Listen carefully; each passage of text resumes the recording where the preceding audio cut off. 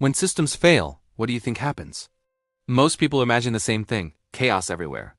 Control disappears, authority collapses, order vanishes. But that's not what actually happens. In reality, control doesn't vanish evenly. It contracts. Some regions lose it almost instantly.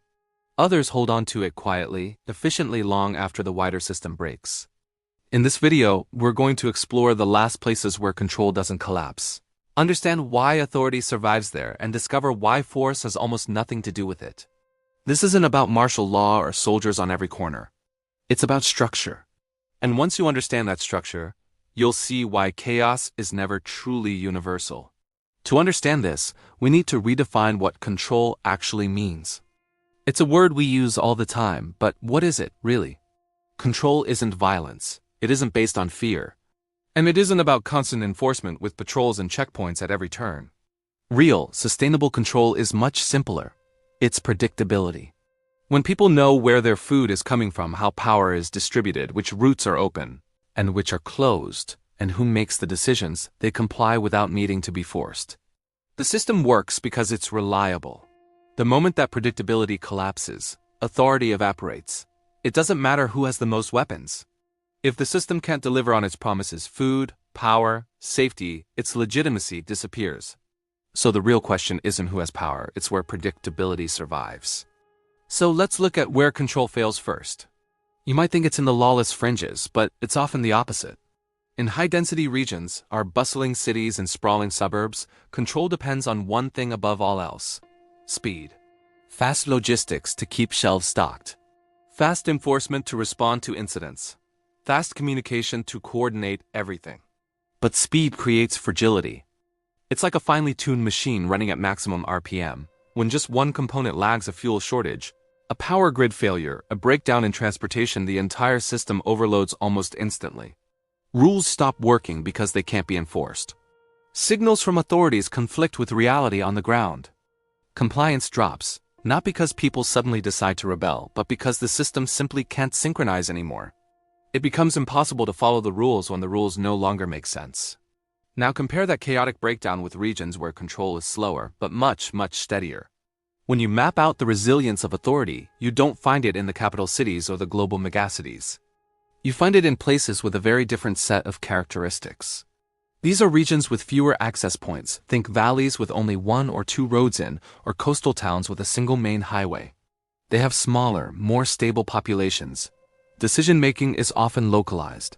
The town mayor or a local council holds more practical sway than a distant national government. And critically, there's limited pressure from movement. Not many people are passing through. In these places, control isn't imposed from the top down. It's inherited from the very structure of the geography and the community. Life moves at a slower pace. The demand for resources is lower and more predictable. The rules remain simple and legible. And so, order holds not loudly with sirens and helicopters, but quietly and effectively. But this quiet stability creates a dangerous illusion for outsiders. From a distance, looking at the news or social media, these stable pockets might look completely untouched by the crisis unfolding elsewhere. No riots in the streets. No visible signs of collapse. No emergency broadcasts interrupting daily life. It looks like they are immune, but this isn't immunity. It's containment. The very things that make the region stable: limited access, local control, also make it a trap. The moment the external pressure exceeds the structure's capacity, say, a large number of people trying to get in, the control doesn't shatter. It withdraws, it pulls back. Borders that were once just lines on a map become hard realities. Movement stops. Access, which was once open to anyone, suddenly becomes permission-based. And by the time you realize that this quiet town is your only safe option, it's already too late. Relocation is no longer possible. The gates have closed. This brings us to the most important and perhaps most sobering implication of all this. It's the idea that timing beats preparation. You can have a basement full of supplies, you can have skills and a plan. But by the time the collapse is obvious to everyone, geography has already decided most of the outcomes. Control survives where movement was already limited, where demand for resources was already low, and where the systems were not overextended to begin with. This means that survival, in the long term, isn't about how you react to a crisis. It's about where you already are when the complex systems that support our modern lives stop compensating for bad geography. It's a structural question, not a personal one. Being in the right place at the wrong time is infinitely better than being in the wrong place with the right gear. So let's put it all together. Control isn't about force. It's about predictability. It collapses first where systems are too fast and complex, and it survives longest where the structure of the environment naturally limits demand and movement. This isn't about fear-mongering or predicting some specific doomsday event. It's about developing a new lens for looking at the world. It is about understanding the invisible structures that dictate how our society functions and how it might fail. If this analysis helped you see the world a little differently, consider subscribing. This channel is dedicated to mapping these structural realities, where systems break, where authority holds, and where survival becomes possible.